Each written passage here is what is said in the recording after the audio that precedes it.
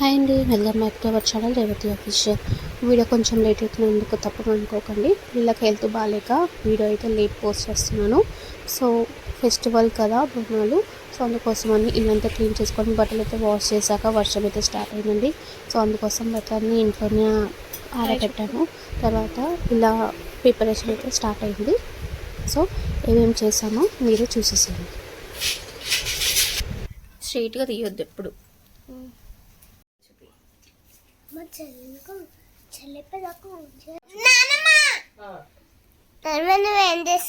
నేనా బూరెలు చేస్తున్నా. బూరెలు మా కలమ్మకు పోచమ్మకు బూరెలు చేస్తున్నా.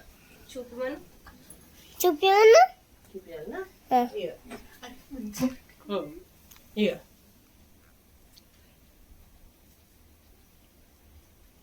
మళ్ళీ ఇది ఒక్క వరుస పెట్టాం దారం పెట్టాలి. ఊడిపోతుంది. రెండు ఏం కాదు, మంచిగా వస్తుంది. అట్లా ఊగులాడినట్టు వస్తుంది. ఓకే చూపి.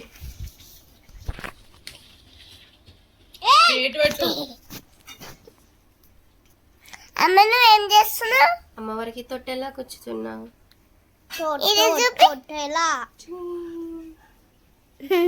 మొత్తం అయినాక మళ్ళీ చూపిస్తా.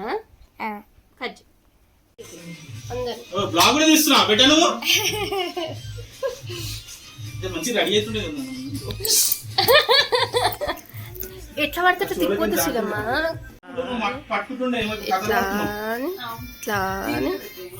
ఇట్లా అని అక్కడ చేజే దగ్గర చూపియా.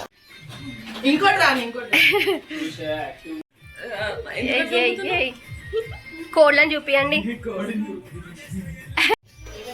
ఏంటి ఇలా పెట్టారు అనుకోవచ్చు. సో మాకు బోనం అనేది లేదంట అండి. సో అందుకోసమని మా అత్తయ్య ఇలాగే చేస్తారంట. పెళ్ళైనప్పటి నుంచి ఇలాగే చేసిందంట. సో అందుకోసమని ఇలాగే చేస్తారు ఇప్పుడు.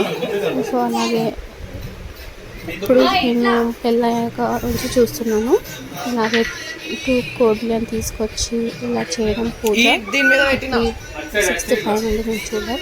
మీరు కూడా ఇలా చేస్తారు కామెంట్ చేసి చెప్పండి. చాలామంది బోనం చేస్తారు. బోనంలో సేమ్ నైవేద్యం ఉంటుంది. సో మాకు బోనం లేదు కాబట్టి మేము ఇలా ఇస్తరాకులో నైవేద్యంగా పెట్టుకొని అమ్మవారి గుడికి అయితే వెళ్తామండి. సో ఇలా కోళ్ళని ఇలా పూజ చేసేసాక మేమైతే గుడికి అని వెళ్ళిపోయామండి.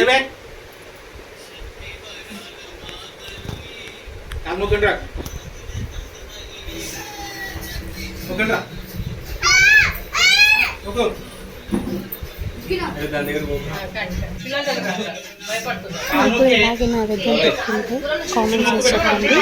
సో అలాగే ఇలా మేము ఇలా పూజ చేసుకున్న తర్వాత కోళ్ళని అయితే కట్ చేస్తామండి. కట్ చేసిన తర్వాత మేము గుడికి అయితే వెళ్తాము. సో పూజ అయితే అయిపోయింది, మేము గుడికి వెళ్తున్నాము. సో నేను గుడిలో వీడియో తీయలేకపోయాను, ఎందుకంటే అక్కడ చాలా బిజీగా ఉంది, చాలా రష్ ఉంది. సో అందుకోసమని నేను వీడియో తీయలేకపోయాను. మీకు వీడియో నచ్చితే లైక్ చేయండి, షేర్ చేయండి. అలాగే వీడియో ఎలా ఉందని కామెంట్ చేసి చెప్పండి. Thanks for watching.